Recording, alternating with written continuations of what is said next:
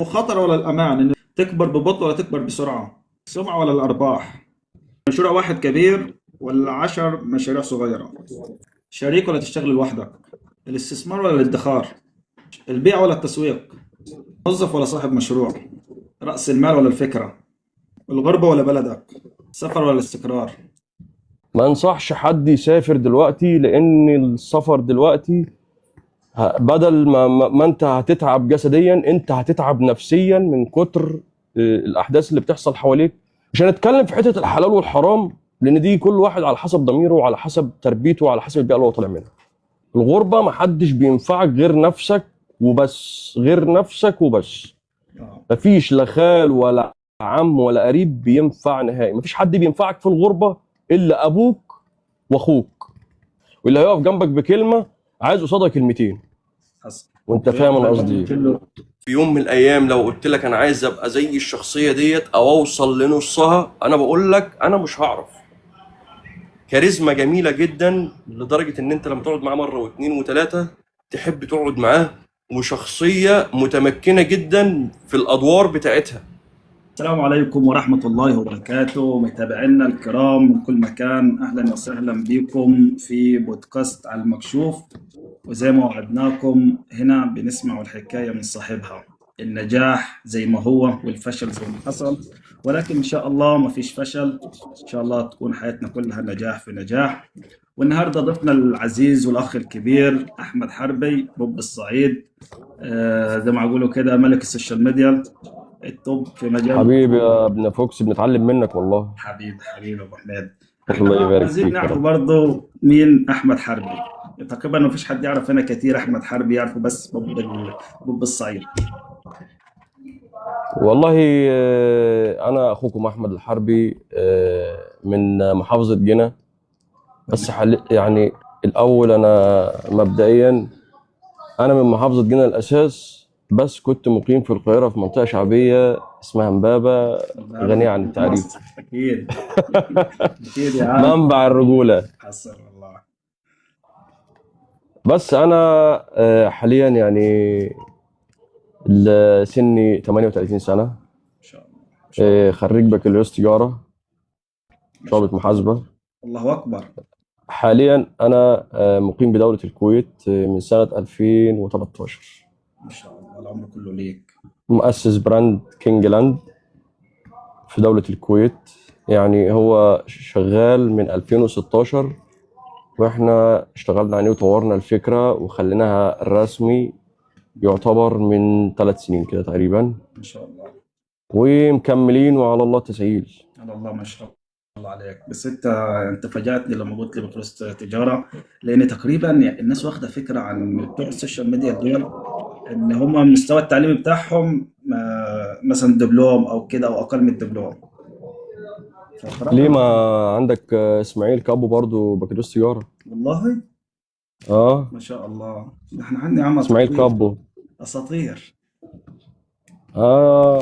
كل مش حد بيختار طريقه يعني. فعلا. التعليم ده يعني في حاجات في التعليم بتجبرك ان انت تطلع. يعني المحاسبة ديت مستقبلها على حسب حظك زي ما بيقولوا. ممكن تطلع تشتغل في بنك وتبقى يعني مدير بنك، اه ممكن تطلع تشتغل في المعمار.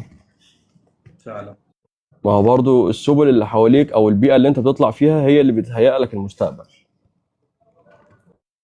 عندك حق. حتة ان انا مثلا ممكن يبقى 1% او 2% اللي بيطلع من اسرة بسيطة مم. بيوصل لهدفه ويقدر مثلا يعمل تغيير في العيلة كلها. يعني ممكن فرد واحد في عيلة يغير مستوى العيلة كله، بس دوت ممكن 3%. قليل، نسبة قليلة جدا. قليل، نسبة قليلة جدا اللي بتغير سلسال العيلة كله، بيوديهم وهو بينقلهم في حتة تانية خالص.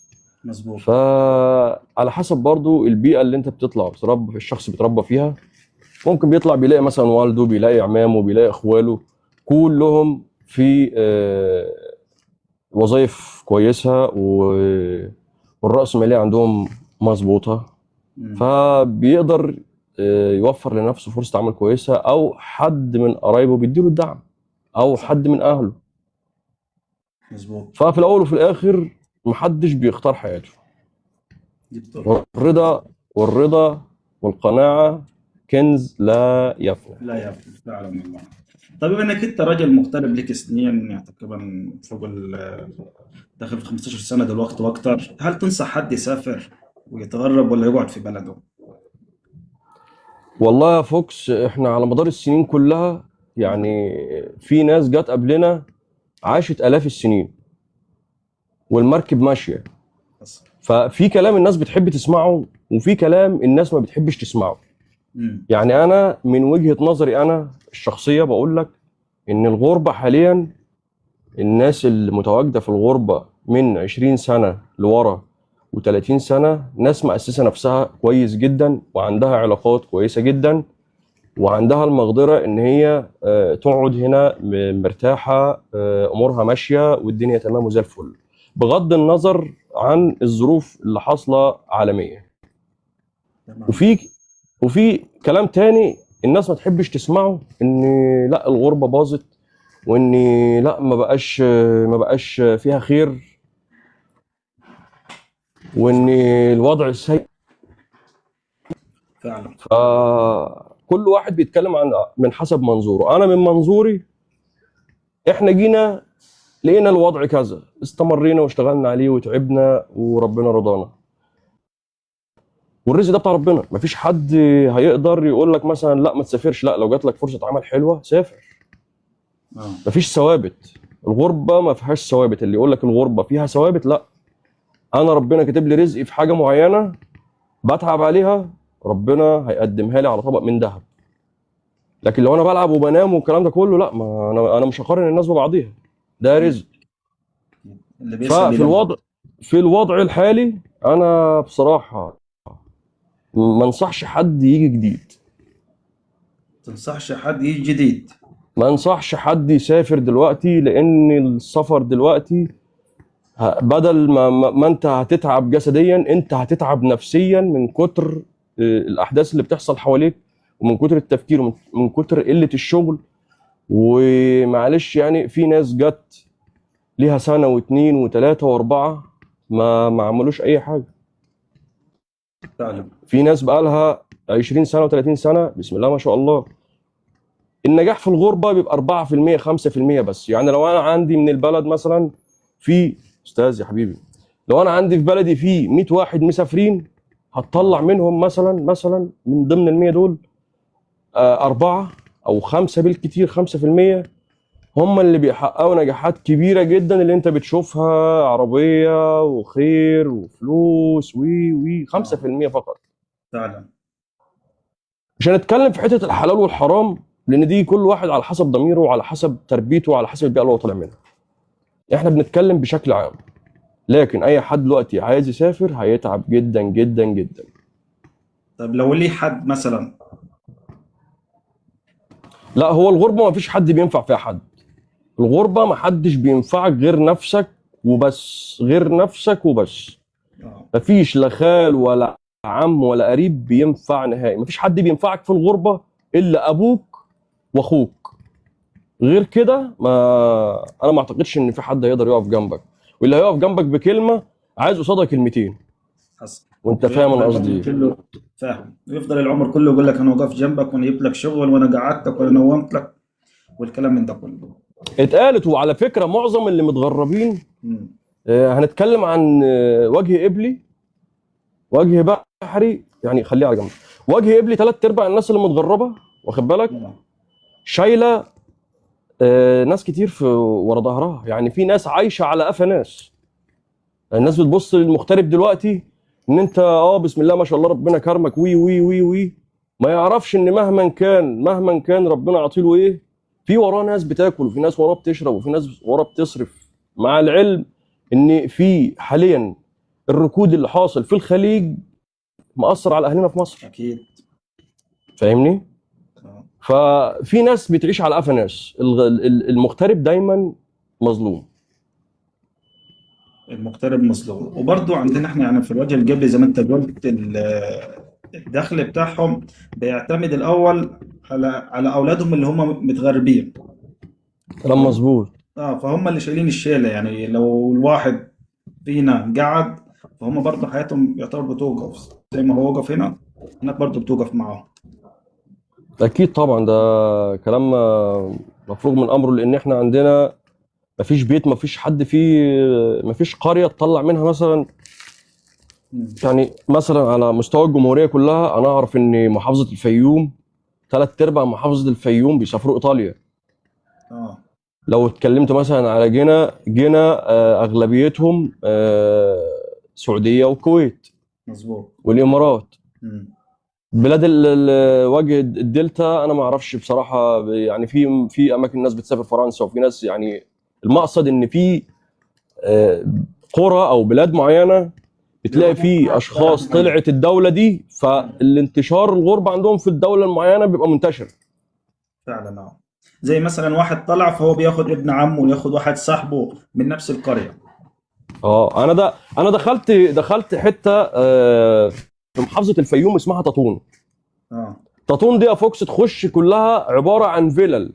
ما شاء الله. والمعلش لا مؤاخذه هم ناس فانت كنت بتقول لي على الفيوم لما البلد اللي دخلتها كلها فيلل وكده. انا كنت في الفيوم، كان جيشي هناك عامه يعني. اه دخلت قريه اسمها تطون. تطون دي كل اللي فيها بيسافروا ايطاليا. ما شاء الله. يعني من مئات السنين الناس هناك كلهم بيسفروا بعض وبيجيبوا بعض والكلام ده كله. اه فتطون ديت على ما اعتقد ان اسم شارع في ايطاليا سموه على اسم القريه دي، تطون. ما شاء الله من كتر الناس اللي هم من بيروحوها. كتر الناس اللي بتسافر ايطاليا، البلد ديت كلها ناس بانيه فيلل، وعاملين سراديب تحت وحاطين فيها البهايم وكده، واجمل العربيات يعني انا عايز اقول لك منظر ما تشوفوش في مكان في مصر الا في الفيوم في تطور. بلد كلها ما عباره شاء عن فيلل، الله. والمواشي عندهم بيربوا مواشي، وهي بلد زراعيه اصلا ارياف. بصراحه حاجه ما تتوقعهاش. ما شاء بس الله. لما تسال حد في اهل القريه، اه يقول لك القريه ديت مات منها اكتر من 5 6000 شاب غريق في البحر. يا الله. ففي ناس بتدفع فواتير ناس. اه عشان هم يوصلوا للمكانة دي فهم دفعوا ضريبة اكيد، بأرواحهم. اكيد كل عيله ضحت بشاب، ضحت باتنين، ضحت بتلاته، كتير جدا. وزي ما انت بتسمع الهجره الغير شرعيه كانت منتشره جدا، بس ظهرت اليومين دول عشان خاطر السوشيال ميديا. بالظبط. كان الأول بيطلعوا من غير ما حد يعرف بيهم وكانوا بيموتوا ومفيش حد يعرف بيهم حاجة. ما فيش حد كان بيعرف حاجه، وكل السوشيال ميديا عامه كشفت حاجات كتير جدا. حاجات كانت بتحصل حاليا وبتحصل في الماضي، بس السوشيال ميديا لما كشفتها الناس انبهرت. اتفاجئوا قال يعني اه، طب هل السوشيال ميديا دي يعني حاجة كويسة يعني نعمة ولا نقمة؟ والله السوشيال ميديا يعتبر يعني انا شايف ان فوائد السوشيال ميديا اقل من خسائرها. اه يعني الخسائر فيها اكبر. الخسائر أكبر. الخسائر في السوشيال ميديا اكبر، لان حاليا مع مرور الزمن احنا ممكن يجي متهيألي هيجي زمن يقول لك ان جيل ال 2000 وجيل 2010 وجيل 2000 من يعني جيل الالفينات اللي هو من 2000 اه لحد 2020 ولا 2025 ولا 2030 كانوا ناس عظماء. مش هقول لك بقى التسعينات ولا الثمانينات ولا الكلام ده، لان كل حاجه كل ما يمر الوقت كل شيء عمال يتطور، والتطور دوت بيقلب ضد. مم. ممكن يكون احنا بنستخدم السوشيال ميديا غلط، ممكن الناس بره بتستخدمها صح، بس في تلك الحالات آه، 30% عندنا بيستخدموها صح و70% بيستخدموها غلط. فعلا زي مثلا التلفون تلاقي واحد مثلا على كده جايب ايفون. طب انت جايب لي ايفون مثلا، هل مثلا الشغل بتاعك بالايفون؟ ما انت ممكن تجيب اي تليفون مثلا انت يا دوب اللي محتاجه، يا دوب التليفون يقول الو وتصور بيه مثلا لو هتصور مثلا في مناسبة او كده مش اكتر. مش ما عندكش انت برامج مثلا محاسبيه، او مثلا عاوز تكتب خطاب او اي حاجه، ما عندكش الشغل اللي انت تعمله بالايفون. فبعض الناس يعني واخدينها كده ايه، مظاهر. آه، منظره، او تفاخر ان انا معاي ايفون، معاي كده معاي كده. ما هو دلوقتي الشباب اللي طالع كله اهم حاجة عنده المظاهر، وهو بيقلد اللي قدامه بس. لكن سواء صح او حتة ان غلط. هو يقلد حد ناجح مثلا، او يقلد مثلا حد في شغل، او يجتهد ويتعب عشان خاطر يفهم ويعبي دماغه معلومات عشان خاطر يقدر بعد كده المعلومات دي يجيب بيها 1000 ايفون، لا هو بياخد فلوس الايفون اللي هو بيدفعها دي، بدل ما كان يستثمرها في عقله وفي شغله، لا هو استثمرها في المظهرة. فالمظهرة اكتر فخ بيقعوا فيه الشباب الايام اللي احنا فيها ديت، وجيل كامل مبني على المظاهر. يعني انا اكيد. لو جيت انا طلعت مثلا واتظاهرت بعربيات، واتظاهرت بفلوس والكلام ده كله، هتلاقي الناس كلها بتشجعك، الا من رحم ربي هيخش يكتب لك يقول لك ده شبع بعد جوع. انت تعرف ان الكومنت شبع بعد جوع دوت هو اللي بيظهر السلبيات اللي احنا بنشوفها دي. يعني احنا لو فعلا. ما احنا يعني اقصد ان كله بيمشي عكس التيار عشان خاطر يتشاف. اه. والناس بتتبسط جدا من اللي بيخش يكتب له كومنت سلبي يقول لك حاليا. شوف رد عليها، قصف جبهته. بس فالمظاهر يا فوكس مضيعة الجيل كامل. خداعه. طيب يا احمد، امتى الواحد يقرر يفتح مثلا مشروع في الغربه؟ يعني سافر، هو فاضل له مثلا سنه سنتين ثلاثه، عمل مثلا مبلغ، هل يفتح في البلد اللي هو مقيم فيها، ولا يفتح مثلا في بلده من وجهة نظرك يعني؟ والله انا من وجهة نظري العقلية هي اللي بتوحي لأي إنسان إن هو يفتح أو ما يفتحش، يشتغل أو ما يشتغلش. أنا عقليتي عقلية رجل موظف. مهما حاولت تثبت لي إن المشروع هيجيب لي دخل كويس، أنا موظف مش هقتنع. لكن يعني أنا عايز أوصل لك إن أنا مش هينفع أقول لحد إمتى تفتح وإمتى ما تفتحش. اه. أنا مش شايف سلوكه في السوق عاملة إزاي، أنا ما أعرفش وضعه ومجال شغله هيكون عامل إزاي. ما هو اصل حته ان انت تفتح مشروع، تفتح بيزنس ديت عباره عن منظومه. لو انت ما عرفتش تدير المنظومه دي تروس راكبه على بعضها هتفشل منك. فهل انت عندك الصلاحيه وعندك كل الخبرات الكافيه بكل ترس شغال بالمنظومه، بتعرف هو بيعمل ايه؟ خلاص افتح واشتغل. انا بكلمك على التاجر. اما بالنسبه للناس اللي في الغربه عامه، مش كل اللي متغربين هيفتحوا مشاريع، مش كل اللي متغربين هيخشوا في مجال البيزنس. مجال البيزنس محتاج قوة، ومحتاج شجاعة، ومحتاج انك انت قلبك ده تدوس عليه. المثل بيقول لك اللي ملوش قلب ملوش رزق. اه. وفي نفس الوقت ما خاطرش واخش في مجال مش مجالي، او اخش في مجالي وانا مش ملم بكل المعايير اللي انا اقدر اشتغل بيها. مم. فانا ما اقدرش ادي نصيحة. لو انت عندك الامكانية ان انت تفتح بيزنس تكون انت بدأته من الصفر. ما تفتحش بيزنس انت شفت فلان فاتح شيء معين، اه خلاص انا هروح افتح واشتغل زيه.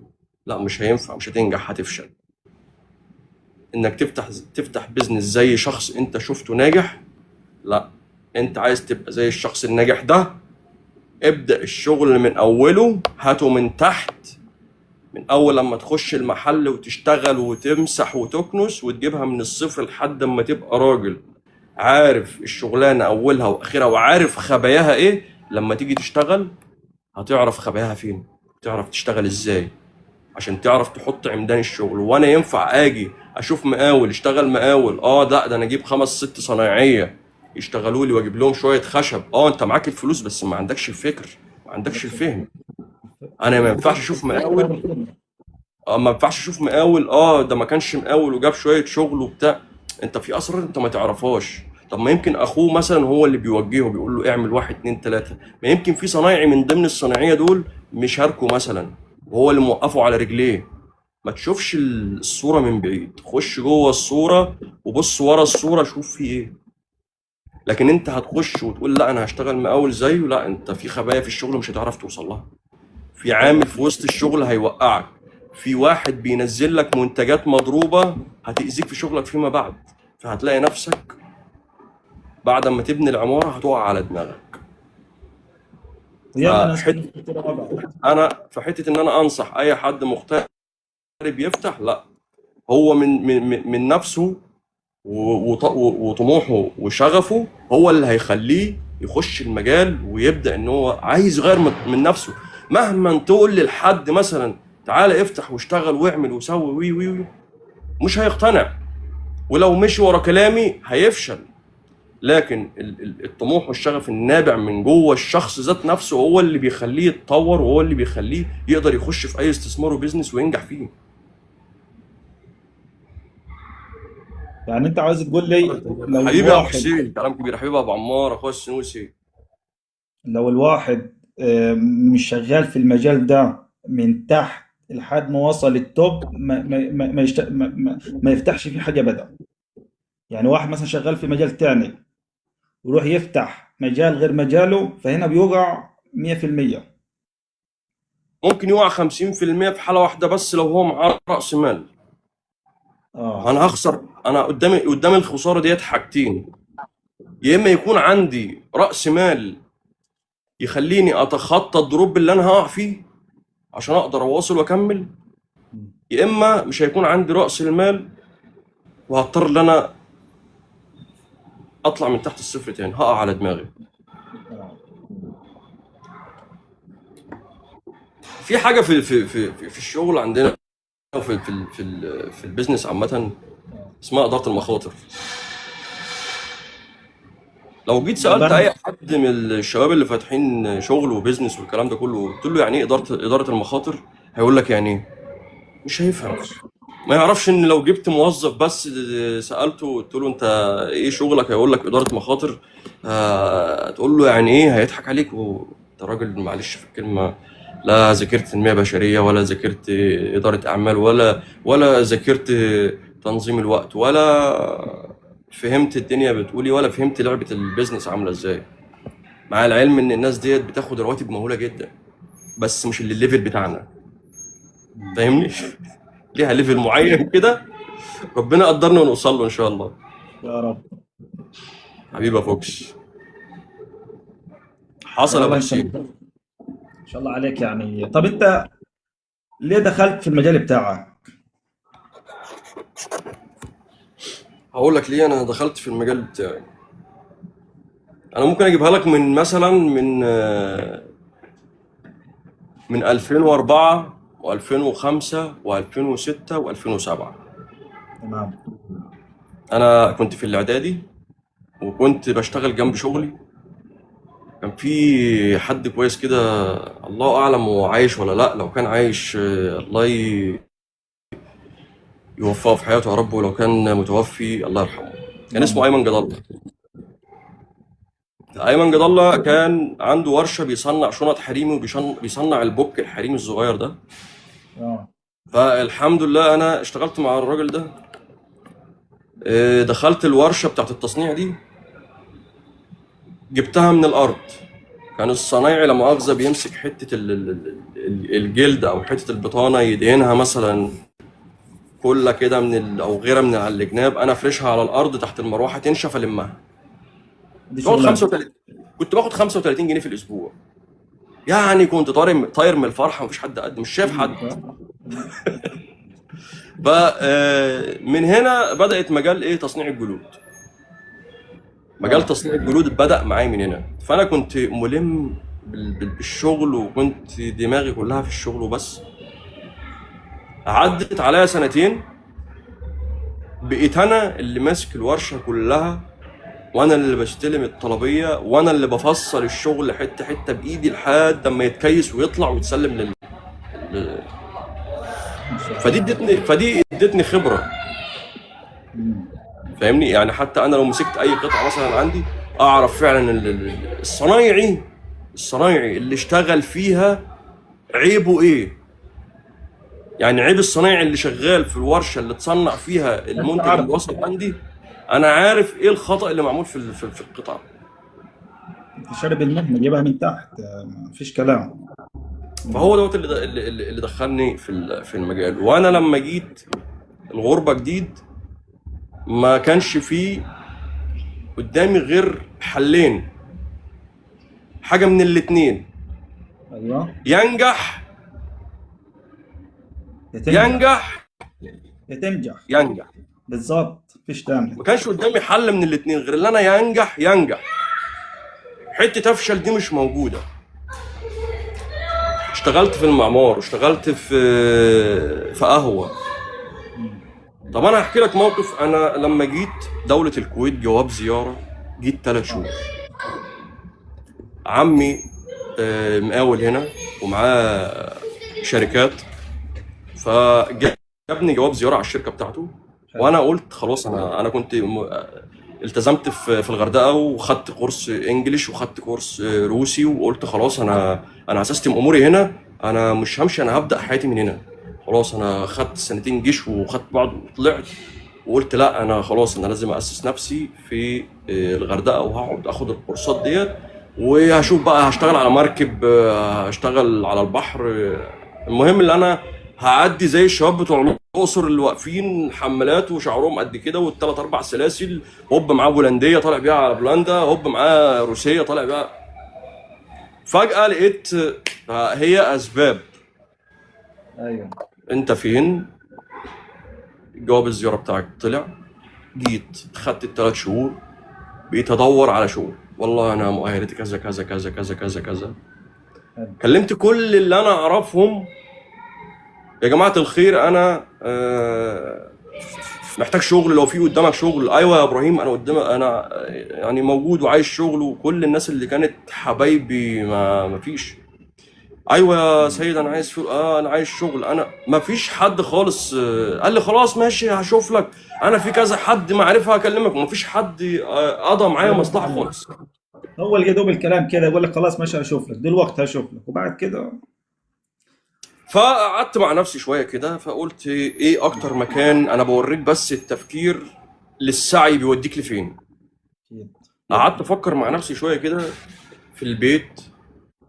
قلت لا، انا لازم ادور على مكان يكون فيه ناس وفيه علاقات، اقدر اوصل للناس ديت، واقدر حد يخدمني ولو بمعلومه. انا مش عايز فلوس من حد، انا عايز امشي من البلد دي، وارجع يكون معايا اقامه في ايدي. عايز اجي انزل على شغل. انا شفت الوضع وشفت البلد وشفت البلد عجبتني، بس انا ما فيش قدامي حلول غير ان انا انزل بفيزا. مم. كلمت كذا حد، ما حدش قضى مصلحه. طيب السلام عليكم، انا هاخد بعضي واروح اقعد على القهوه شويه. انا وقاعد على القهوه، كان في شاب محترم كده من البحيره، الله يمسيه بالخير، اسمه ابو يوسف. هو دلوقتي قاعد في ايطاليا تقريبا. ف فقعدت جنبه، قلت له يا ابو يوسف ايه الاخبار، عامل ايه؟ قلت له والله انا الامر معايا بيقول 1 2 3 4. مفيش قدامك شركه اقدم فيها عشان خاطر انزل مصر واجي عليها تاني؟ قال لي طب بص، خليني اشوف لك كذا حد كده. وفضلت على امل ايه، ان الراجل دوت يظبط لي اي حكايه. يظبط لك كلام. انا مش مقتنع. انا قلت لا، ابو يوسف مش هيشغل باله، اصل انا شايفه راجل يا دوبك مغطي شغله بس. مم. ففضلت في القهوه يوم واثنين وثلاثه. بعد كده قلت له يا ابو يوسف، انا سامعك بتدور على حد، عايز حد يشتغل. قال لي اه. قلت له خلاص انا انزل اشتغل معاك، انا كده كده يعني قدامي مثلا فتره ومروح يعني، مم. فاخد الفتره دي معاك، وزي ما تيجي تيجي في القهوة. في القهوه. اه. انا كل تفكيري يا فوكس ان انا مش عايز حد يديني فلوس، انا عايز حد يخدمني في موضوع ان انا اطلع فيزا. انت عاوز حد تشتغل عشان يجيب الفيزا. وفي نفس الوقت مش انا مش باصص للمرتب اللي هو هيدوني، يعني اداني 2 اداني 5 اداني 10، انا مش اه. فارق معايا. كل تفكيري ان انا عايز علاقات، عايز ابني علاقات. بقيت اعمل ايه؟ اه. انا بقيت اقف على البوفيه، واول لما الاقي القهوه زحمت اروح جاي نازل، اروح انزل المشاريب. اسم حضرتك ايه؟ انا شفت حضرتك فين قبل كده؟ اه اهلا استاذ محمد، ايه الاخبار، عامل ايه؟ تمر باي شيء؟ خلاص مره اربط مع ده واربط مع ده واربط مع ده. ما ينفعش يا فوكس افتح الكلام مع واحد من باب وتلت. لا، لازم مقدمات. لازم اقدم مقدمه مره واقدم التانيه والتالته اروح جاي مديها له. ايه يا فوكس؟ مفيش قدامك شركه كده عايزه؟ اصل انا جاي هنا جواب زياره وعايز اقدم فيها قبل ما انزل مصر وكده. بقول لك ايه، انا اتعرض عليا شغل كتير جدا. مم. هات صورة جوازك وانا هجيبك. تشتغل في محل ميكانيكي اشتغل، تشتغل في مكتب محاماة اشتغل، تشتغل. اي بس حاجه. انا برضو الكلام ده ما ظبطش معايا. انا قلت لا، انا مش هينفع، انا لازم امسك حاجة في ايدي. ما هو برضو مش اي حد يقول لك حاجة تصدقها. اكيد. هنا الكلام دوت في الغربة كتير جدا، مش اي حد يقول لك حاجة تصدقها، لان هنا الكذب كتير جدا جدا. الناس تركبك بص السحاب وفي الاخر تلاقي نفسك لوحدك تنزل. اه. فجأة ابو يوسف قال لي ايه، انا شايفك بتتكلم اهو ايه. قلت له والله يا ابو يوسف الامر معايا واحد اتنين تلاته. قال لي طب استنى. مسك التليفون. ايوه. هو قلت له ايه؟ قلت له خلي بالك انا مش همشي، انا قاعد لحد اما ربنا يكرمني واشوف حد يخلص لي واجي على طول. بس عايز مم. حد جد، مش عايز حد يتكلم اللي هو ايه قلبه وخلاص بيراضيني بكلمتين اللي هو جبر الخاطر ده. ينيمك وكده وخلاص. قال لي لا استنى. راح جاي رفع التليفون. يا استاذ مصطفى الاخبار مش عارف ايه الحكايه، معايا واحد حبيبي هنا. مم. قال لي خلاص يا عم يوم السبت تروح ايه استاذ مصطفى، في الشركه. مستر مصطفى الزيني. انا بقول لك نماذج شفتها في الغربه ما شفتهاش من اهلي. الراجل دوت من البحيره، مصطفى مستر مصطفى الزيني دوت من طنطا. فروحت قابلت مستر مصطفى، ازيك، إيه الاخبار، انت جاي لي من شخص عزيز عليا. الله. جاله مكالمه. الصوت كويس يا فوكس؟ اه تمام. قال لي انت جاي لي من حد عزيز عليا جدا. دخلت عملت المقابله ورميت السي في طب ايه يا مستر مصطفى؟ قال لي خلاص موضوع خالص. طب ايه الاوضاع، ايه الدنيا هنا ايه مم. عايز قال تعرف لي بس تطمن. قال لي والله احنا شركه واخدين مناقصه من كذا كذا وانت هتيجي تقف في الكافيهات اللي احنا واخدينها في الحتت الفلانيه. اه. قلت له الكلام ده اكيد؟ قال لي اكيد. قلت له يعني اروح مصر؟ قال لي خلاص روح ما تشغلش بالك. خدت بعضي وجيت راجع لابو يوسف. قلت له الراجل عمل معايا فوق الصح وظبط معايا الدنيا على الاخر. ايوه. قال لي انا مش بعتك لاي حد، انا يعني الراجل دوت عز عليا. المهم عشان ما اطولش عليك في الكلام، لميت اللي ورايا واللي قدامي. سلام يا ابو يوسف، اشوفك على خير. لحد النهارده الراجل ده انا ما شفتوش، يا الله. لحد النهارده انا ما شفتوش. بس مستر مصطفى الزيني موجود لحد الان، كان ماسك مدير في الشركه وخد بعض الوقت. مستر مصطفى الزيني كان ماسك مدير مشروعات شركه شريمبي الشرق الاوسط. ما شاء الله. من اسلوبه الراقي، من يعني من ذوقه، من الفكر اللي عنده، يعني شخصية قوية جدا. أنا عايز أقول لك ممكن في يوم من الأيام لو قلت لك أنا عايز أبقى زي الشخصية ديت أو أوصل لنصها، أنا بقول لك أنا مش هعرف. كاريزما جميلة جدا لدرجة إن أنت لما تقعد معاه مرة واثنين وثلاثة تحب تقعد معاه. وشخصية متمكنة جدا في الأدوار بتاعتها. قاعد معاك على قهوة ابن بلد، معاك في الشغل شخصية تانية جدا، الله. حاجة تانية جدا. سيف صعب جدا. قلت لا، الكاريزما ديت انا مش هقدر اوصل لها بصراحه. فنرجع برضو ايه لموضوعنا. الشخص اللي بيبقى جواه هدف عايز يوصل له، او جواه طموح وجواه شغف عايز يعمل الحاجه هيعملها حتى لو الدنيا كلها وقفت قصاده. اهم حاجه الشغف. اه، دي ردي عليك سؤال، انت تنصح او ما تنصحش، او مين اللي وقف معاك ومين اللي ما وقفش معاك؟ لازم الواحد يبدا بنفسه. اكيد طبعا. طب امتى الواحد يقرر ينزل نهائي؟ اكيد انت ما جربتش ولسه ما خدتش القرار. هل مثلا لما توصل لشيء معين او تحقق شيء معين ساعتها تقرر تنزل؟ لان الموضوع ده انا بفكر فيه بصراحه.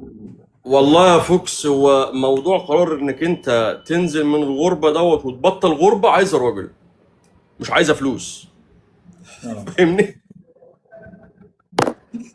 في الوش انا ده. جبت لك انا جبت لك النهاية، حتة ان اه، انت تبطل غربة دي محتاجة راجل مش محتاجة فلوس. معلش، انا راجل خدت سنة 2 3 4 5 10 20، لابد بيجي عليك اوقات بتمسك فلوس كويسة جدا، وبيجي عليك اوقات انت بتبقى محتاج اللي يديك فلوس. ما هي الغربة مش كلها سكر. اكيد. وكل لما الشخص فينا بيحط اساسيات او بيحط مثلا تارجت معين اللي انا عايز اوصل ليه وبعد كده خلاص هوقف، قبل ما بيوصل للتارجت بيلاقي الخطة بتاعته باظت، غيرت. بيلاقي المسؤوليات بتاعته وسعت. يعني على سبيل المثال، انا راجل راتبي مثلا باخد $1000 في الشهر. تمام. انا مسؤولياتي كلها بقسم $1000 على مسؤولياتي كلهم. اه، مثلا في شخص تاني بياخد $10000، مقسم مسؤولياته على حس $10000. مظبوط. مع الوقت وكبر السن والكلام ده كله، المسؤوليات بتكبر من غير ما احنا نحس. آه. فقرار انك تاخد قرار انك تسيب الغربة دي عايزة راجل. انا مش شايف لها حل غير كده. مفيش صحيح. ثوابت. اه. مفيش ثوابت يا فوكس. في واحد بينزل معلش النهارده بيفتح مشروع ربنا بيكرمه، في واحد تاني بينزل يا فوكس بيتعب وبيقول لك انا يا ريتني ما كنت نزلت. في واحد ما بينزلش على رجله بينزل على نقالة، في واحد ما بينزلش على رجله بينزل مكسر، في واحد بينزل متوفي. حرفيا. فاهمني؟ فهي ملهاش ثوابت. انت خلاص حسيت ان انت هتقدر تعيش في مصر وهتقدر تفتح بيت، خلاص خد بعضك وانزل. ظروفك في مصر هيئت لك ان انت لا لازم تبقى موجود، مش شرط فلوس. يعني ممكن واحد يكون مثلا معاه ابوه وامه مثلا، ومعاه مثلا اخت بنت واحده مثلا، وابوه توفى، مين اللي هيقعد مع ابوه وامه؟ مع هو مع اخته وامه؟ ما هو. هو مفيش قرار تاني، مفيش اي فكل طريق واحد تاني. يا فوكس ظروفه غير التانيه. مم. بس يعني انا، يعني تفكيري انا ان الواحد مثلا يحقق تارجت معين يوصل له ويكون راجل يعني لما يحقق التارجت ده خلاص يوقف، كفايه انزل. يعني مش لازم مثلا، يعني بعض الناس انا بشوفها ان هو مثلا عمل لنفسه ارضيه، وعمل لابنه، وعمل لابن ابنه ارضيه، وبرضه لسه مكمل. طب انت فينك يا عمي؟ لازم تقعد مع وسط، مع اهلك، ولاد عمك، اولادك، زوجتك، عيال ابنك. ليه؟ طيب يعني انا اسميها جشع. لا، هو مش جدع، مش جشع، هو خوف. الشخص اللي انت بتحكي عليه دوت بيبقى دايما خايف من المستقبل، اه. دايما خايف من المستقبل، وحاسس ان هو لو نزل ووقع في دروب هو هيقع. وفي ناس تانية او زي ما بتقول ايه، ناس اتأقلمت على العيشة. يعني العيشة ذات نفسها الناس اتأقلمت عليها. هو بينزل مهما كان، حتة الفلوس ديت هو مش فارقة معاه. مش فارقة معاه حتة الفلوس دي، لا هو حتى لو قاعد هنا بيصرف من رأس ماله، بس هو حب العيشة في الغربة. امم. علاقاته كلها في الغربه، صحابه كلها في الغربه، السكن اللي هو بيبقى قاعد فيه عزيز عليه، القهوه اللي بيروح يقعد عليها ليه ذكريات فيها، الشارع اللي هو ساكن فيه ليه ذكريات فيها. ف يعني الناس ديت ممكن، عايز اقول لك ان هي ما بتقدرش تتفرط في الذكريات دي بسهوله، غيري وغيرك. ما هو اقول لك على حاجه فوكس، ما فيش حد هيهرب من الغربه الا واذا كان مديون او عليه فلوس او بص ظروفه زي الزفت. ساعتها لكن يهرب. ساعتها ممكن اقول لك ان هو يهرب، خلاص هو فاض بيه، كل السبل اتقفلت في وشه فهو عايز يهرب، وساعتها بيجي يهرب ما بيعرفش يهرب. لكن اللي الدنيا متيسره له واموره تمام وبقاله سنين في الغربه اموره متيسره في بلده، او اموره متيسره برضه في البلد الدوله اللي هو متغرب فيها، خلاص هو اتعود على الوضع وتأقلم، وبقى في عشره ما بينه وما بين كل حاجه في الغربه. مش معنى ان الدنيا ما بقتش معاه فلوس، ما هو الفلوس بتيجي عليك وقت انت الفلوس بالنسبه لك ولا ما حاجة. بتبقاش كل حاجه. حصل اللي معهوش فلوس شايف الفلوس كل حاجه، واللي معاه فلوس يطلع ويقول لك الفلوس مش كل حاجه. حرفيا والله العظيم. كل واحد بيشوف الدنيا من منظوره هو، من الزاويه اللي قاعد فيها. آه. انت اخوك محمود، اخويا محمود، اخويا محمود وابراهيم وايمن وعباس وسيد، كلنا اخوات في الاسلام. طيب يعني برضو المغترب ده أولاده مثلا، هو مثلا بينزل مثلا شهرين 3 شهور أجازة وكده، فهنا برضو ضريبة بيدفعها، حرمانه من أولاده. يعني مش بيشوف عياله قدامه بيكبروا قدامه، ما قعدش مع عياله. فهو عاوز الواحد يوافي بين الاتنين بحيث يكون متماشي شوية. فأنا شايف الحتة دي، أنا لسه متزوج، أنا لي تقريبا سنتين، فالموضوع ما شاء ده الله. شاغلني برضه. معايا حمزة، ربنا يخلي لك. الله يبارك لك فيه يا رب. انا معايا رحيم وتميم وفهد. ما شاء الله، ربنا يخليهم لك يا رب الله وتفرحهم يبارك بيك فيك. إن شاء الله. الله يخليك. فأنا لما بفكر كده، طب أنا كل شوية مثلا مسافر، يا دوب بنزل بس أجازة مثلا شهرين ولا 3 شهور وكده وأطلع تاني. طب وآخرتها إيه؟ ما أنا مش عارف برضه إمتى أخد القرار إن أنا مثلا أقول لا كفاية على كده. وبالنسبه للاولاد وبالنسبه للاسر، امم. يعني انت لما تكون اسرتك معاك هيكون افضل. على حسب الوضع والظروف اللي عندك. لا، ما انا اقول لك، اه. كل بني ادم ربنا بيكتب له رزق على حسب اللي معاه. الناس اللي معاه. انا النهارده شخص بطولي، ربنا باعت لي رزقي، باعت رزق الناس اللي ورايا. نعم. هل لو انا تخليت على الناس اللي ورايا، رزق الناس اللي ورايا هيجي برضو؟ هيتقطع. صح. فلو الامكانيات هتسمح لك ان انت تاخد عيالك معاك، خدهم، خدهم. مم. لان احنا بنعيش العمر مره واحده، واللحظات اللي انت بتعيشها مع اولادك من صغرهم لحد ما يخشوا المدرسه، الايام دي مش هتتعوض. الايام اللي الطفل بيتولد فيها من اول ساعه لحد ما يكمل 6 سنين و7 سنين، دي اجمل سنين العمر في الطفل، ان هو يعاشرك ويحبك وياخد عليك وياخد على تفاصيلك، وانت تاخد تفاصيله تبقى عارفه من صغره. الحاجات ديت لو فاتتك والله مش هتعوض بملايين الدنيا. ده اللي انا اقصد. ايوه، المشاعر دلوقتي يا فوكس بسبب السوشيال ميديا اللي انتشرت، احنا بقينا بنشوف كل حاجه في المواقع، مع باك جراوند موسيقى حزينه، مع طفل بيحضن ابوه مش بتخش عارف الاجواء ايه، كانك انت. وبتتاثر بالموقف، واكنك انت خلاص انت عايز تلم الشنطه وتاخد بعضك وتسافر. هوب تقلب الفيديو اللي بعديه تلاقي ناس بتصيف في الساحل، تقلب في الفيديو اللي بعديه تلاقي ناس مش لاقيه تاكل. لا يا عم، انا كده، ده انا كده زي الفل، انا كده ده انا احسن من غيري يا عم. فتقلبات المزاج دلوقتي يا فوكس في الغربة بقت صعبة جدا، ومش اي حد يتحملها، سواء مشاعرك تجاه اهلك، سواء مشاعرك تجاه اسرتك اللي انت بعيد عنهم، سواء تجاه مشاعرك للناس اللي انت محيطين بيك ان هم باصين لك في حياتك والكلام ده كله. فالمغترب الله يكون في عونه داخل في دوامة تفكير ما بتخلصش على جميع الاتجاهات. اه والله. حبيبي يا ابو فهد، اخويا الدولة يا عم. والله اخويا العظيم ابو كلامك فهد يا اخويا. كله صحيح، وانا بمر بيه حرفيا يعني. وكلنا برضه يعني اغلب الناس برضه المغتربه لما يمسك التليفون كده، مشهد حزين، مشهد حلو، مشهد هزار، مشهد في تقلب المصيف. المزاج.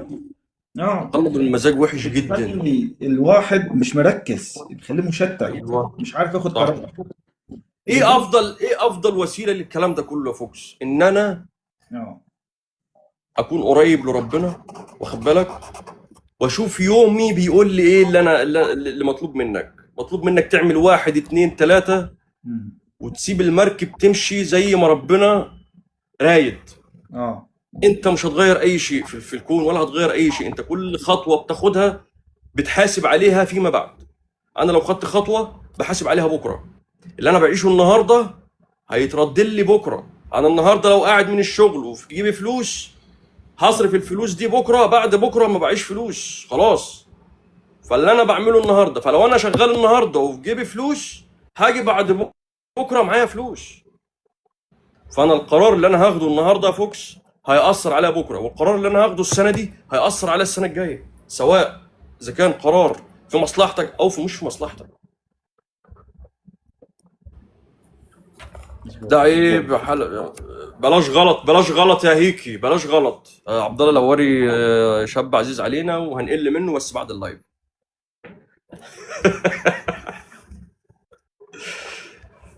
طيب اسالك يعني شويه حوار كده برضه. عايزين نخش في السوشيال ميديا شويه، الدنيا اللي شغاله دي وصناعه المحتوى والترندات. هل والله يا فوكس احنا اه. السوشيال ميديا بالنسبة للمغترب حاجة صعبة بالنسبة لمتطلباته وحياته اليومية. السوشيال ميديا اللي بينجح فيها لازم يصحى الصبح يفكر هو هيعمل ايه على السوشيال ميديا، ويكون معاه يعني اللي يكفيه من احتياجاته اليومية. مم. زائد الاستمرارية في أي شيء بتوصلك للهدف اللي أنت عايزه. والسوشيال ميديا غدارة، عاملة زي الإيه، زي التمثيل وزي الغنى كده. بتاخد لك رقصة على المسرح وبتنزل وبيطلع حد غيرك والناس بتنساك. يعني ما فيهاش ثوابت. انا النهارده طلعت خدت شويه على الترند، انزل عشان في ناس تانية طالعه طلع. مسرح وكله بيطلع ياخد رقصته وينزل. صعب جدا تلاقي فيهم اللي ثابت على مبدأه. المبادئ ما بتتجزأش. بتشوف ناس بتقول كلام وبعد كده تطلع تعمل عكس الكلام اللي هي بتقوله. بس السوشيال ميديا خدمت ناس كتير جدا في مجال البيزنس والمبيعات والكلام ده كله. مم. فعلا. يعني السوشيال ميديا احمد عادل، آه، محمد الاسمر، مم. محمود اللهم صل على النبي، محمود السوهاجي. انا عايز اقول لك الناس ديت ما كانتش بتطلع من القرى اللي هي بتشتغل فيها. كان اخرها اللي يعرفوه القريه اللي جنبيهم والقريه اللي بعد اللي بعديهم. محمد عاد مم. احمد عادل ومحمد الاسمر وكل الشباب ديت نجحت بسبب السوشيال، بسبب التيك توك عامه، مش السوشيال ميديا. ما نجمعش، التيك لان توك. منصه التيك توك المنصه الوحيده اللي خلت الناس ديت في مكانه تانية. بقت منصه انتشار قويه جدا في البدايات، فحققت نجاحات لناس كتيره جدا. مظبوط. وبرضه ظهرت سلبيات كتير. وظهرت برضه حقيقه بعض الناس. فانا او نصيحتي اللي قاعد فانا نصيحتي اللي موجودين على السوشيال ميديا ما يركزوش على كل اللي يشوفوه، اه. عشان في حاجات فيها كتير كذب، وفي حاجات كتير فيها يعني ما تستوحيش اللي انت تصدقها او تسمعها اصلا يعني. مم. ربنا طلعنا منها بسلام. حبيبي طب عايز. يا فوكس، معاك يا غالي. ماشي، كنا بنقولوا ان السوشيال ميديا خدمت ناس كتير وضرت ناس اكتر برضه. وظهرت حقيقة بعض الناس، لان انا بشوف برضه الناس اللي بتطلع دي يعني اكيد مثلا غير مبادئه مش من يوم وليلة، لا اكيد هو كده. ولكن في الاول كان ظاهر بصورة كويسة، وبعد كده مع الوقت وعشان الشهرة وعشان الفلوس وكده والايه، اجنان الشهرة. وهو انا فوكس عشان خاطر يعني يجيني مقابل لازم ادفع مقابل. ما هو انا عشان اضحي بشيء اه. هيجيني مقابله شيء. ف... بيقول لك ففي ناس ما حلتهاش غير الكرامة، فبتبيع الكرامة مقابل ان هي يجي لها تظهر فلوس. اه. وتتشاف. لا ده ببلاش، ده بيبيع كرامته ببلاش في حين ان هو يظهر بس، مش يتشاف. هياخد فلوس. يعني حتة الفلوس ديت يا ريتها بفلوس. لا. فاهمني؟ فاحنا شفنا كتير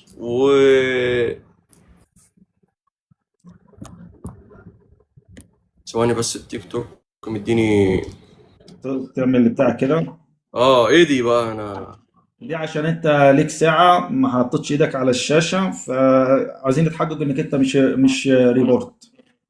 فانت اه مش موبايل. هات جبلها كده تلاقيها ظبطت. صح ظبطت فعلا. ففي ناس ما فيش حيلتها غير الكرامه بتضيعها عشان خاطر مقابل اللي هي تتشاف، او ان هي مثلا يخش يجي لها عائد من ورا الكلام ده كله. السوشيال ميديا بالنسبه لي انا بزنس، شغل. حلو. حلو. شغل وبيخليني اتفرج واشوف الناس على طبيعتها، واشوف الناس على المواقع. يعني في فرق شاسع جدا من انك انت تشوف حد قصاد شاشة وتشوفه على ارض الواقع. في فرق مظبوط. كبير جدا، طب ايه اللي فرق بيختلف؟ اختلاف كبير جدا. انهي اللي بيكون يعني اوضح او ثابت؟ هي ما فيهاش ملهاش ثوابت. بس انا بكلمك من نظرة ان مثلا في شخص بيتباهى، اه. مثلا اللي هو راكب ترند. في شخص بيتباهى ان هو مثلا طلع مع واحدة شمال. في شخص بيتباهى ان هو عمل فيديو هلس والناس كلها شيرته. في ناس بتتظاهر بالرجولة والجدعنة والأخلاق والقيم والمبادئ، وهي على أرض الواقع لو سألت عليها والله العظيم ما تطلع حتى تسوى فردة شبشب زنوبة. ففي كذب كتير. أنا ما صدقش أي حاجة على على مواقع التواصل الاجتماعي إلا في حالة واحدة بس، الا لو قابلت فيديو ديني بيديك حديث بيديك نصيحة لله بس. هو ده اللي تقتنع بيه. بس هي بصراحة السوشيال ميديا خدمت ناس كتير جدا في شغلها، وخدمت ناس فنانين كتير بقى ليهم جمهور اكبر وبقى ليهم شعبية اكبر، والتسعيرة بتاعتهم زادت بسبب التيك توك. فلا هو التيك توك ادى اضافة لناس كتير جدا وخرب بيوت ناس كتير جدا. بالاضافه الى، نضيف لك نقطه: الممثلين الاول احنا ما كناش بنشوفهم غير على التلفزيون. حاليا تلاقيهم على التيك توك بيفتحوا لايفات ويدخلوا مع المشاهير برضو وكل حاجة وبعض منهم بيلعب أحكام. يعني الحاجات كانتش الأول كده. ما هو احنا بطبيعتنا فاهمين ان الناس ديت داخله عشان خاطر تلم دعم. يعني احنا يعني معظم الشباب اللي مش فاهمه يعني ايه ماركتينج ومش فاهمه يعني ايه تسويق، مم. مفكرين ان الممثلين سابوا التمثيل وسابوا الفن وجايين ورانا المنصه اللي احنا طلعنا عليها واللي احنا بدأنا بيها والكلام ده كله. لا، انت فرد من ضمن الافراد اللي مشتركه في المنصه. المسؤولين او المنظمين بتوع المنصه دي بيجيبوا ممثلين من كل الدول بتاعه العالم ويقولوا لهم تعالوا احنا عملنا لكم حساب على التيك توك، وهنقدم لكم على الحساب ده الدعم، وهنحط لكم علامة الفيرفايد على على الحساب، وحسابكم هيكون موثق وكده، وتشاركوا معانا مقابل كذا. ما هو هيعمل له اكونت على تيك توك، ده راجل نجم راجل فنان، عشان يعمل له اكونت على تيك توك باسمه والكلام ده كله، وهو يوافق ان هو يدخل البرنامج او ما ياخدش او ما يدخلش بياخد مقابل. غيري انا وانت يعني فنان زي كده لا داخل منصه زي ديت ممكن يكونوا عارضين عليه مثلا نص مليون دولار، نص 200,000 دولار، مليون دولار، احنا ما نعرفش الله اعلم كام، بس في مقابل. مم. لا يا استاذي، ده راجل فنان اتعرض عليه عرض عشان خاطر يعملوا تسويق للبرنامج في الدولة اللي موجود فيها. انا كراجل بدأت على التيك توك من 2017، من قبل ما الشركة الصينية ديت تشتريه، كان ميوزيكلي تقريبا. مم. فكان على ايامها ما كانش في حد كتير، كان في فرص للدعم. بعد كده لما بدأ ينتشر والفنانين بدأوا يدخلوا عليه، هم بيدخلوا الفنانين عشان خاطر يرفعوا من شأن المنصة. اه ده اللي انا فاهمه من إدارة التيك توك. والناس تقلدهم، من هم عامة الشعب يقلدوهم يدخلوا. والناس ده الفنان فلان موجود على التيك توك، فتح لايف على التيك توك، فبكده هم عملوا تسويق للابليكيشن بطريقة غير مباشرة. طيب عايزين نعرف برضو نصيحة كده للشباب بتوع التيك توك والبنات برضو اللي انت بتشوفهم كده، تحب تنصحهم بيها. والله انا ما اقدرش ادي لحد نصيحة على الابليكيشن هنا، لان مفيش حد بيتقبل النصيحة فوكس. الناس بتتعالى والكبر ملأ قلوبهم. مفيش حد بيتقبل النصيحة، كل واحد سلطان زمانه، كل واحد على الابليكيشن عم جيله، كل واحد على البرنامج هو نمبر 1، كل واحد عنده اكاونت، مفيش حد عمل اللي هو عمله. فنصيحتك انت مرفوضة. فانا مش هطلع ادي نصيحة لحد ان انا عايز اخد اللقطة عليهم والكلام اللي بالك فيه ده. فالنوايا ما بقتش كويسة، النفوس ما بقتش صافية عشان تدي نصيحة والكلام ده، لا. اوعى، انا ما انصحش حد يدي لحد نصايح على الابليكيشن. كل اللي على الابليكيشن متعجرفين وفاكرين نفسهم ان هم اللي ما فيش يعني حد زيهم في الكوكب. انا عن نفسي راجل شايف نفسي مفيش حد زيي على الابليكيشن. ده حقي، زي ما فوكس حقه ان هو هو راجل موجود على الابليكيشن بادب واحترام وكل حاجه بمحتواه. هو مش شايف حد، مفيش حد يملى عينه. من حقك زي ما انا من حقي، انت من حقك تعمل اللي انت عايزه. فالنصيحه هنا مرفوضه تماما يا فوكس على الابلكيشن، مرفوضه والله. الا واذا هو بحث عنها. ما فيش حد بيتقبل نصيحه الايام دي خالص. احنا عايزين نسمع منك نصيحة للشباب ولا البنات. لا ما اقدرش والله، ما اقدرش يا فوكس. ما فيش حد يعني. لو انا هدي نصيحه وهيسمعوها كانوا سمعوا كلام اهاليهم يعني. كلام خلص. طيب امتى نقول على الشخص ده ناجح او فاشل؟ امتى نقول على الشخص ناجح او فاشل؟ بص، هي المقارنه، هنبدا من المقارنه. يعني انا عن نفسي ممكن اكون وصلت لليفل معين اقدر اقول على نفسي ان انا ناجح، بس في نظر فوكس انا مش ناجح. بس في نظر شخص تاني اقل مني انا ناجح. فما اقدرش احدد الشخص دوت نجح. الشخص اللي نجح فعلا حقيقي اللي هو الراجل اللي محافظ على بيته ومحافظ على كيانه ومخلي بيته مش محتاج لحد، مخلي بيته محدش بيسمع عنه كلمة ملهاش أي لازمة. ده الراجل اللي فعلا نقول اللي هو نجح في حياته الزوجية، نجح في حياته العملية، نجح في حياته المادية. ده اللي احنا نقدر نقول عليه نجح. النجاح عمره ما كان بكتر متابعين، النجاح عمره ما كان بكتر مثلا فلوس، النجاح عمره ما كان بكتر عقارات. لا، النجاح انك راجل تكون بيتك انت بيتك ناجح، اسرتك ناجحه، عيالك ناجحين. دوت النجاح بالنسبه لي. اما لو هنتكلم على البيزنس وعلى الشغل، انا ما اقدرش اقيم نجاحي. كل واحد بيقيم نجاحه على امبارح. انا امبارح كنت ايه؟ انا امبارح كنت كذا، يبقى انا بكره لازم هبقى كذا. انا عندي تارجت خلال السنه دي هعمل 1 2 3. النجاح في نظر الشخص مش في نظر الناس. في نظر نفسه. كل واحد نجاحه في نظر نفسه فقط لا غير. انا في ناس شايفاني ان انا فاشل. انت عملت ايه يا عم؟ في ناس عملت اكتر منك. انت مين؟ انت ايه اللي انت عملته انت؟ مع العلم في ناس اقل مني الله يسهل له يا عم، فوكس اموره مرتاحه يا عم وظبط حاله والدنيا معاه واحد اتنين تلاته.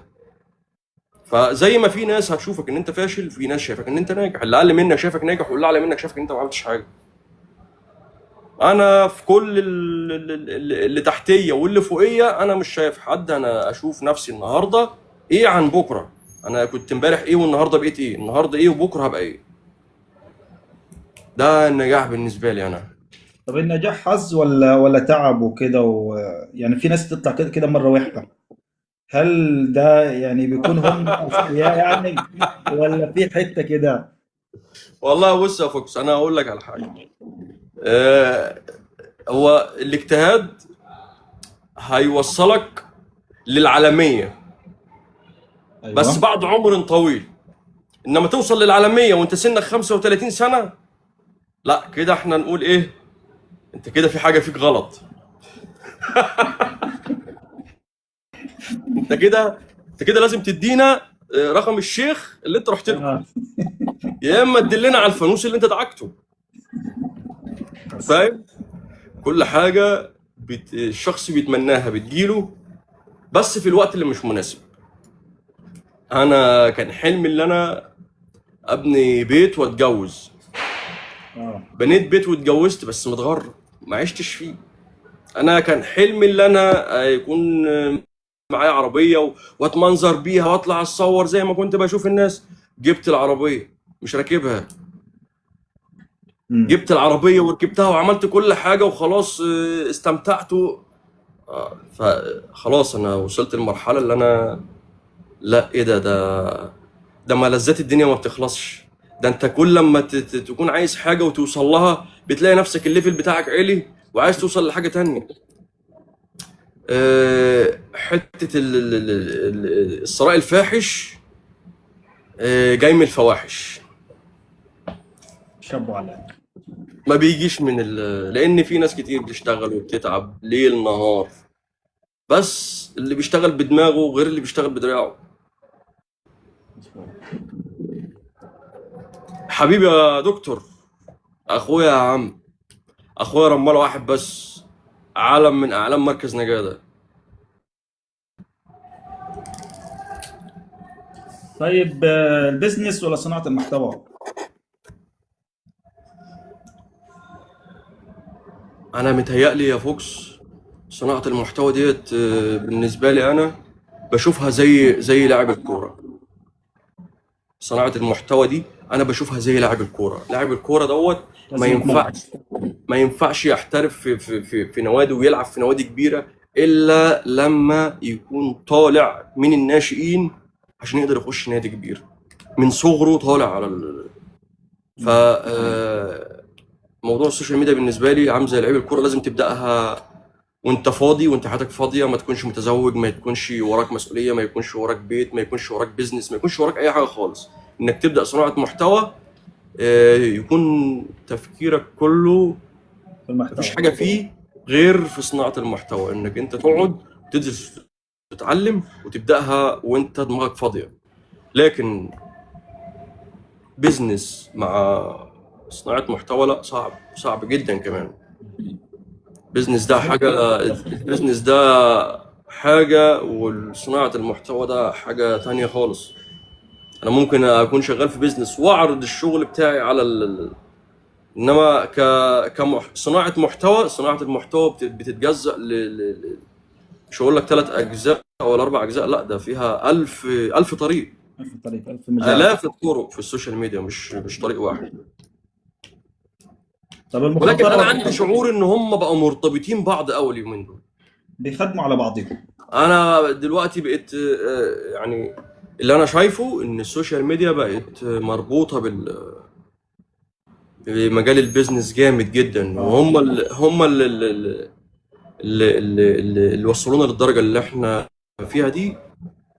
ان هم خلطوا السوشيال ميديا بالبيزنس بالتجاره بالكلام دوت. يعني انا افتكر في 2016 في 2017 فيسبوك كان بيعرض علينا قسيمه ترويج المنتجات ب $30 ب $15.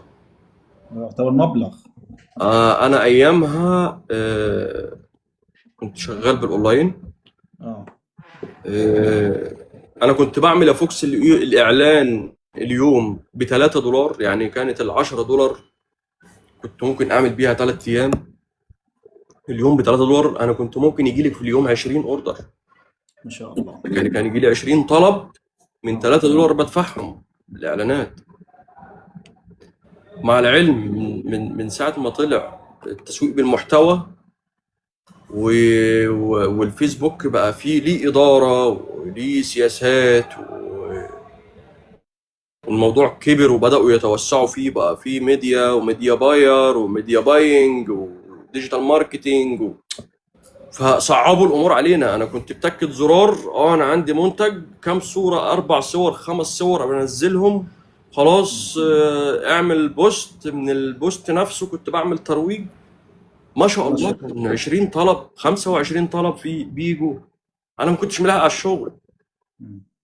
فالسوشيال ميديا حلوه في البدايات. في اللي بيستغل البداية.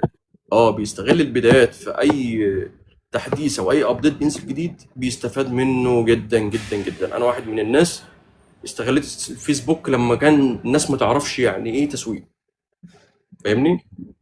يعني الناس مفكره اللي هو ايه، انت ده انت مشارك حد، لا ده انت في حد مديك فلوس، انت شغال عند فلان، انت لا.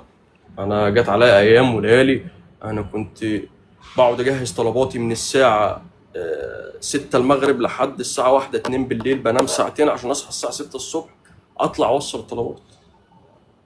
مم. يعني زي ما تقول كده جايبها مش من الصفر، جايبها من تحت الصفر. انا جت عليا ايام انا كنت بنام جنب الجامع. انا كنت كنت شغال في شركه بوصل طلبات دوام ثابت من الساعه 1 بالليل، 1 الظهر لحد الساعه 1 بالليل. انا معايا 6 ساعات الصبح انا محتاج اشغل فيهم نفسي عشان خاطر اقدر ان انا اعمل حاجه. فكنت لا انا شغلت نفسي. لا، سوشيال ميديا، خش سوشيال ميديا، خد دورات، اسمع دورات تسويق ازاي، مش عارف ايه الكلام ده. كانت الدنيا سهله. اول لما لقيتهم على الفيسبوك بيقولوا لي عندك قسيمه شراء تروج بيها لمنتجاتك. منتجاتي؟ طب ماشي، انا عندي منتجات، شغل دماغك. اه.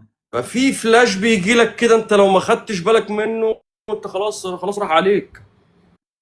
حصل. والحمد لله بدأناها من محل، كان محل مشهور في دولة الكويت، كان بيبيع كوتشيات وملابس والكلام ده. انا اتعرفت على الناس اللي شغالة فيه، يمكن في ناس لحد الآن عارفاني. انا كنت بخش المحل زي كده اجيب الكوتش من على الستاند واحطه الكرسي اللي بيقعدوا عليه الزباين، واصوره وانزله على الفيسبوك. كنت اشوف كام موديل عندك منهم مقاسات، خلاص ماشي، خلوهم لي يا صاحبي ما تطلعهمش، وهظبطك.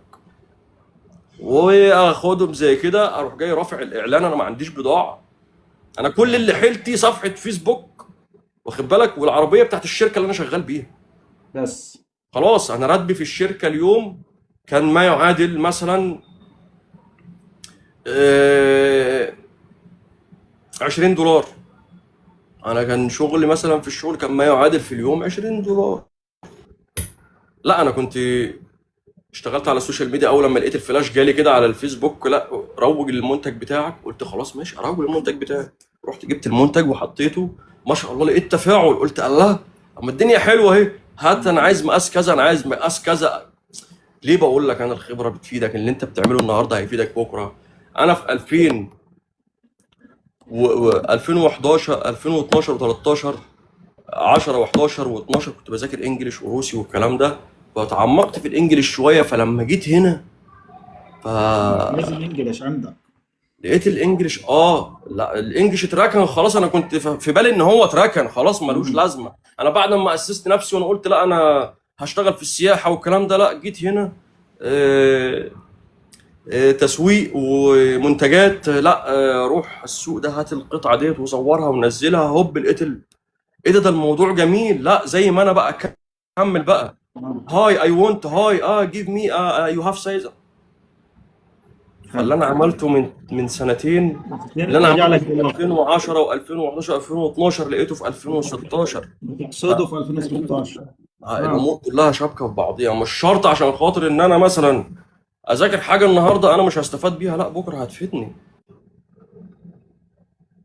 بدات كده، بدل ما كنت انا اللي شغال في الشركه وباخد $20 في اليوم، اجي اخر الشهر الاقي مثلا راتبي، لا انا اللي كنت بعمله من الاونلاين كان بيعادل راتب الشركه 10 ايام في يوم واحد، مش في ما يوم شاء واحد الله. بل في 6 ساعات. ما شاء الله. فاهمني؟ فهمتك.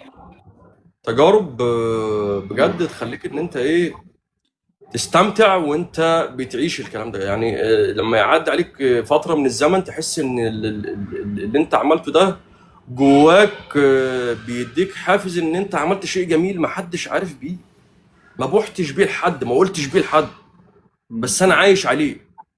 انا اللي انا عملته عايش عليه. فهل انت شفتني وانا بنام جنب الجامع عشان خاطر المنبه بتاعي ما بيصحينيش؟ لا. شفتني انا ونايم في العربيه ومستني حد يجي يخبط لي على الازاز، يلا قوم عشان خاطر تطلعني، انت قافل عليا بالعربيه؟ ما انا كنت بتعمد اتوضى واشطف واصلي واروح اشوف السوق فتح ولا لا عشان اطلع منه المنتجات واروح اوزعهم، عشان خاطر الساعه 12 عندي شغل. مم. ففتره حقبه من الزمن انت سفيت التراب عشان خاطر توصل اللي انت فيه. ففعلا زي ما المهرجان بيقول، ما شافونيش وانا بعاني، بس شافوني وانا واحد تاني. حسن. تقريبا المايك اللي عندك فصل، فانت تقريبا التليفون اللي شغال دلوقتي. المايك اللي شغال ولا التليفون؟ آه، اتكلم كده. كده الصوت كويس؟ اه كده تمام. كده بقى كويس ولا برضو في مشكلة؟ تقريبا كده التليفون. كده التليفون. اه، بعتقد، لان الصوت مش زي الاول. هو واضح وكل حاجه تمام. لا، ما فيش صوت كده، صوت واطي جدا. ما هو اكيد بسبب، ممكن الصوت بسبب الناس اللي. كده راح الصوت.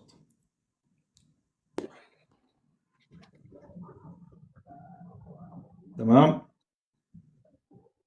كده تمام الصوت كده. اه كده تمام. اه.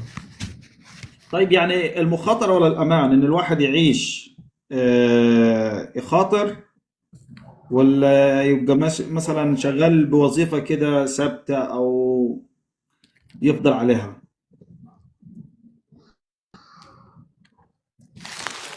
والله يا فوكس، المخاطرة ساعات بتخليك ترجع بسبب اللي وراك، بس في ترجع جميع للخطر. الأحيان لو هتخيرني لا، أنا لازم أخاطر. أنا لازم أرمي نفسي، عشان لو ما مم. رميتش نفسي مش هتيجي الظروف، مش هتتهيأ لي ولا هتتهيأ لك. لازم تخاطر. لازم تخاطر. انا عايز اعمل واحد اتنين تلاته، خلاص انا مش هشوف حد، انا هعمل واحد اتنين تلاته، لان انا شايف ان واحد اتنين تلاته ليه مصلحه، في مصلحه ليا، اه. لان انا عندي يقين في ربنا مش عندي يقين في البشر. فالمخاطره وهي اللي الله. بتفتح لك سكك. تكبر ببطء ولا تكبر بسرعه؟ لا، اكبر ببطء طبعا. تتاسس. طبعا. السمعه ولا الارباح؟ حاليا. اه. حاليا. آه. لا، الارباح.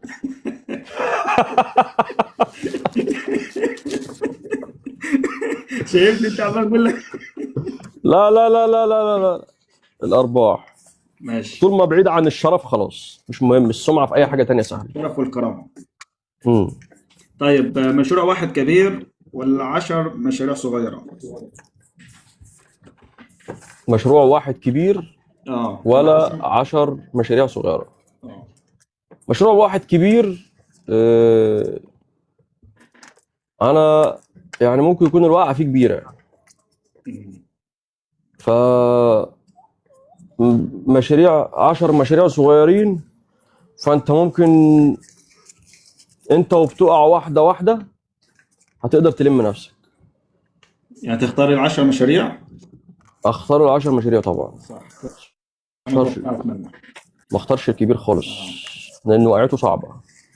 ورغم انك انت بتحب تخاطر. ما انا اخاطر في امكانياتي، يعني ما اخاطرش في امكانيات اعلى من حدودي. يعني كل حاجه وليها حدود، فانا ما اروحش اخاطر واجيب قرض من البنك ب 100 مليون جنيه عشان خاطر مثلا افتح سلسله مثلا مطاعم وانا راجل شغال في المعمار. مظبوط. شريك ولا تشتغل لوحدك؟ لا شريك طبعا. عشان تبقى الوجع بالنص. لا عشان خاطر مفيش انسان كامل وكل شخص فيه مميزات ربنا عطيها له واخدها منك انت، فانت بيبقى فكرك بتبقى انت من جواك انت بتعمل كل اللي عليك، بس برضو مهما عملت امكانياتك محدوده.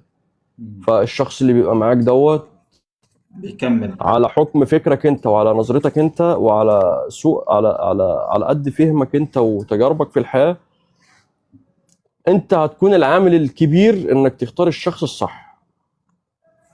الشراكه مش وحشه، ولكن الشراكه مبنيه على صدق وعلى امانه وعلى يعني مش بس ان انا اثق في صاحبي احنا داخلين المصلحه عشان خاطر نشتغل ونكسب لا، لازم يكون في ثقه وفي امان، واحترم رايه ويحترم رايي. لو هو رايه هيمشي مقابل ان احنا نخسر، لا رايه هو يمشي، مم. في حين ان انا رايي كمان لازم يمشي. انت ما اصلا يعارضنيش ولا انا اعارضه. انت اصلا لما توصل للنقطة دي الاختلاف، فهنا هتبدأ الشراكة تنفض. فعلا هو كل الشراكه بتفشل بسبب ال- الماديات. اه. طول ما البيزنس ماشي وفي ارباح وفي عوائد، مم. مفيش مشاكل. لما يبدأ يوجع كل تبدأ المشاكل. كل ما الارباح تقل، المشاكل بتزيد. مم. فانا لازم اتحط تحت ضغط عشان خاطر اعرف ان فعلا الشخص دوت هينفع ولا مش هينفع. مظبوط. بس الاستثمار ولا الادخار؟ الادخار بعد الاستثمار. الادخار بعد الاستثمار بعده. الادخار بعد الاستثمار. اه. ماشي. البيع ولا التسويق؟ لا التسويق هو اللي بيجيب بيع. حلو. موظف ولا صاحب مشروع؟ على حسب وضعي. لو موظف في بنك او موظف في المجلس او في الحي، مم. احسن من مشروع، او في شركة المية في مصر. بس كده انا داخل على طمع يا احمد. هقول لك ايه، وظفني في المجلس ولا تديني 20 مشروع اديرهم. طيب. المشكلة فاهمين بعض. رأس المال ولا الفكرة؟ الاستثمار اولا طبعا حبيبي يا هندسة. رأس المال ولا الفكرة؟ الفكرة هي رأس المال. يعني انت لو هتدخل شريك مع حد، هتدخل بالفكرة ولا برأس المال؟ لا ما هو الفكرة ك ك كأنا اخش مع حد شريك، اه. الشراكة دي بتتبني عليها حاجات كتير. اما بالنسبة للسؤال الفكرة ولا رأس المال، لا الفكرة الاول وبعد كده رأس المال يتبني عليها، رأس المال يترش على الفكرة. تمام. الغربة ولا بلدك؟ آه، بلدي بالفلوس والغربة بأهلي. السفر ولا الاستقرار؟ يعني السفر ولا الاستقرار؟ آه. هو حاليا السفر بقى استقرار، ان انا اسافر. انا ببقى قاعد عندي مستقر 4 5 ماليا. مهام بعملهم في اليوم، انا مستقر. اه. لكن لما ببقى في بلدي انا عندي كل يوم ميتم، وعندي ناس تعبانه، وعايز ناس عايز اروح ازورها، وفي فرح وفي حنه وفي عفش، وده زعل وده يا لهوي. لا لا لا لا لا، وش وش وش. طلعني من حقبه الوش دي، انا عايز حقبه استجم فيها. جاي لك المدينة ولا الريف؟ لا المدينه طبعا. شغل بالنهار ولا بالليل؟ لا بالنهار طبعا. المرتب الثابت ولا الدخل المتغير؟ لا الدخل متغير، احب اعشق الدخل المتغير. لا حفظ لك، خلي بالك. البداية من الصفر ولا تكمل من مكانك؟ لا البدايه من الصفر كلها تجارب ممتعه وفيها ايام سودة جميله جدا ازاي سودة تش... وجميلة يا يا احمد؟ جميله، الايام السوداء ديت جميله، بتشعر بيها بعد كده بتبقى حلوه، لانها بتعرفك طريق النور منين. صح. تيك توك ولا يوتيوب؟ آه... ماسنجر، فيسبوك. عشان فيسبوك يا عيالي. باشا، انا اقول لك، انا من جيل الفيسبوك. انا الفيسبوك خيره عليا. انا فيسبوك. فيديوهات قصيرة ولا طويلة؟ فيديوهات قصيره ولا طويله؟ اه. لا تحب يعني فيديوهات طويله طبعا. بودكاست اه ولا؟ حلو. بس المباشر ولا الفيديو مسجل؟ والله الاتنين بيخدموا على بعض. الانتشار ولا ولا المحتوى القيم؟ لا المحتوى القيم طبعا، الانتشار بعدين. الترند ولا المحتوى التعليمي؟ المحتوى التعليمي طبعا. تعليقات ولا المشاهدات؟ لا التعليقات اللهم احفظنا، اللهم احفظنا من التعليقات. كل واحد بيشوفك من كل واحد بيشوفك بأول نظرة بينظرها لك، يعني أول طابع أنت بتحطه عند المشاهد في أول مرة بيشوفك فيها. المشاهد لو شافك بتتكلم بقلة أدب هياخد طابع إنك أنت شخص قليل أدب. المشاهد لو شافك إن أنت بتتكلم بطبع هجومي هيعرف إن أنت هجومي، يخاف منك. المشاهد لو شافك إن أنت في طبع كوميدي خلاص هو عرفك إن أنت كوميدي. مم. لكن ساعة التغيير الجمهور مش معاك. ضدك. الجمهور مش عايزك تتغير. الجمهور بياخد عليك بياخد بيحب اول انطباع خده عنك، وبعد كده لو جيت غيرت الانطباع دوت هو بالنسبه له لا انت كده بقيت وحش. انا فوكس كنت شايفك مش عارف ايه، لا خليك كده. انت اه. كنت كده الاول احسن، لا خليك كده. هو عاوزك زي ما هو شافك الاول، مش عايز او تبقى. عايزك زي ما هو شافك، مش محتاجك ان انت تغير، لا هو حبك على كده. مع العلم ان انت بتغير للاحسن لمصلحة نفسك، بس هو ملوش دعوة. الجمهور غدار. مم. على الجمهور حسب. بيشجع اللي فوق، ما بيشجعش اللي تحت. الجمهور بيمشي ورا الهيصة زي طبلة كده. يعني انا بالنسبة لي شايف الترند زي كده طبلة، واخد بالك، وكله بيتلم حواليها. بعد ما الطبلة بتبطل خلاص بيشوفوا الطبلة التانية فين ويروحوا يجري عليها. حسب. غدار جدا الجمهور ده. اكبر كذب على السوشيال ميديا هو الجمهور. في حته برضو ان الواحد حبيبي ابو تميم عشري، اخويا يا صاحبي. اللي الجمهور ده بيكون على حسب موده هو. يعني واحد مثلا متخانق مع عياله او كده وحصل معاه مشكله، شاف فيديو ما عجبوش يدخل يكتب تعليق وحش. مزاجه ايوه رايق وكده يعدي الفيديو وما يتكلمش. ايوه، وبعدين الناس ما بتحبش الا خلاص الناس مش هتسقف مم. الا يوم فرحك. انما لا عايز تخطب، لا اتكلمت على واحده، لا سيبك منها دي اهلها مش عارف ايه، لا. فقيس بقى ده كل دوت على اي حاجه في حياتك. فالناس ما بتسقفش غير في الفرح، انما قبل الفرح ما لهمش فيه. نشوف فعلا. طب بتتعامل ازاي مع الكومنتات السلبيه او الرسائل السلبيه كده؟ على حسب المود. يعني انا بيجي لي عليا فترات تلات ارباع وقتي ما بشوفش الكومنتات السلبيه ديت، بحب ان انا ايه، اعمل ديليت وخلاص. لو اتكررت تاني بضطر ان انا اعمل بلوك. انا ما عنديش وقت ان انا اضيعه مثلا مع حد اقول كذا كذا كذا كذا.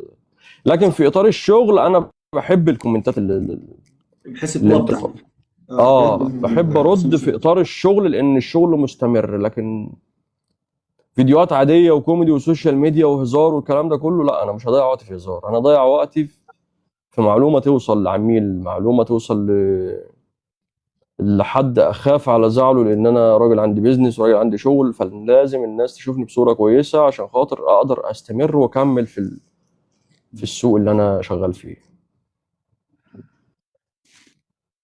احنا اخذنا وقت كبير واستمتعنا واستفدت انا شخصيا، والله والله ما شاء حبيبي يا الله. فوكس والله. عندك كم من المعلومات سواء في المجال بتاعك او في السوشيال ميديا.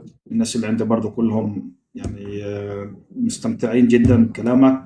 فشكرا ليك وشكرا ان انا دعوتك ولبيت دعوتي، فدي حاجة جميلة حبيبي جدا حبيبي خالص والله. يا ابن فوكس، والله العظيم ده شرف كبير ليا اللي انت تطلع معايا وان انا اتكلم مع حد زي كده، يعتبر انت اخ كبير ليا. الله يخليك. وانا يعني بقول لك الكلام دوت مش عشان خاطر انت طلعت معايا، لا والله انت يعني حب الناس ليك واضح وظاهر. فانت لما تطلع معايا او انا اطلع معاك احنا بنكمل بعضينا، احنا بنزود لبعض وربنا يوفقنا في الخير بس. اللهم امين يا رب العالمين. تشرفت بيك يا ابو حميد، وان شاء الله ما يكون شيء اخر مره ولا اول مره. لا مستمرين لا لا دائما. لا، احنا ان شاء الله باذن الله باذن الله هنكررها، بس انت ظبط الدنيا كده ومع بعضينا ان شاء الله. ان شاء الله. ماشي يا ابو عايزك حميد تجيب ناس بقى ان شاء الله ايه، ان شاء اعلى الله. مني ان شاء الله. لا يا عمي، انت قد الدنيا والله. حبيبي ابو حميد، حبيبي يا ماشي. فوكس والله. يلا باذن الله. السلام شرفت عليكم. بيك ونورتني يا حبيب اخوك والله. على راسي والله. اتفضل اتفضل يا صاحبي، السلام ورحمه الله وبركاته.